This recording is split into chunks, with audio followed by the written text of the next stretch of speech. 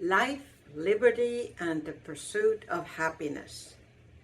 That's what our forefathers claimed with the Declaration of Independence in 1776, 74. So what did they mean with the pursuit of happiness, and why was that so important for them? Well, today, happiness is an emotion that we mostly feel when we get what we want.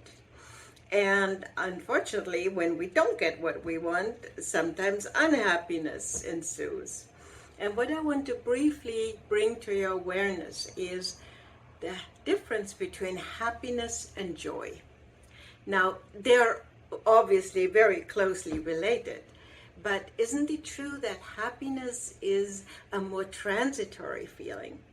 It is something that we experience when something good comes our way, and it's transitory in its nature, versus joy is much deeper.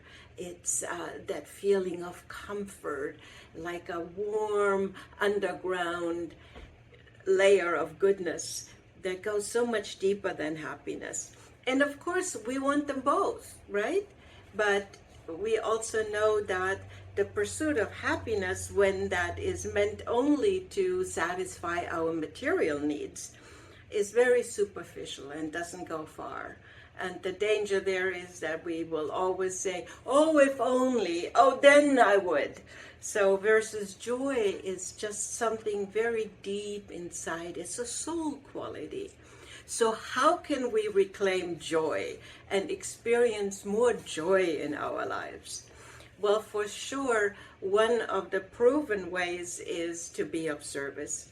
When we get out of self and we assist another person, we forget our preferences and priorities for a while, and we derive a deep sense of joy from being able to help someone else. Another very important way that I emphasize a lot with my clients in hypnotherapy is inner child work. See, we all have a child within us.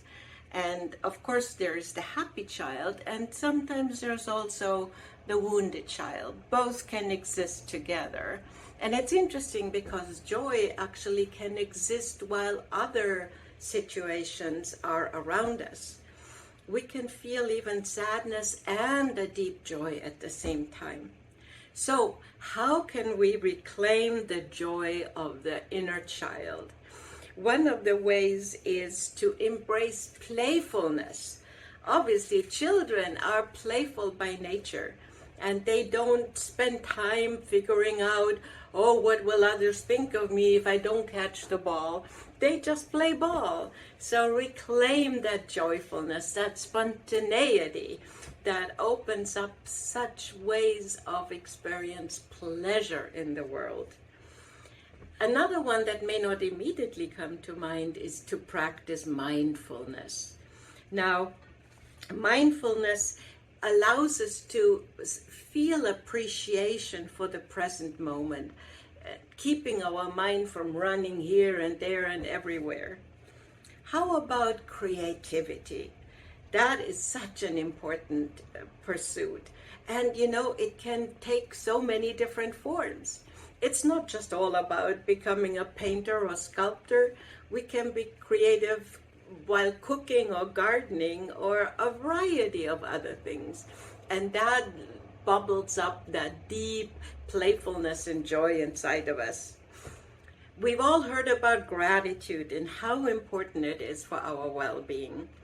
So it is not a new technology, if you wish, but that certainly a gratitude journal does a lot to solicit those feelings of, it's a good day, thank you, God. And you know, thanking God in the morning before you get into your busy day is a wonderful way to lift your vibration, because in the end, it's all about energy and vibration. Two more things along those lines. One is to reconnect with nature. When I'm out in nature, I feel deeply nourished, whether it's the woods or the ocean, and we can forget our worries and allow that nurturing from Mother Earth. That helps us to reclaim our joy as well. And last not least, meaningful connection. So as the quality of our interactions with others are deeper and more meaningful, that joy can bubble up from the sense of connection. And that goes way beyond, how are you? I'm fine. No, it's really sharing of yourself and listening to the other.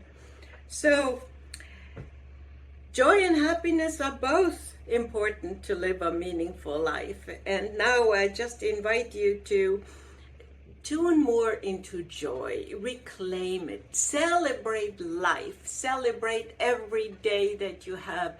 And right now, this beautiful summer that we're experiencing invites us in oh so many ways to celebrate joy. Namaste.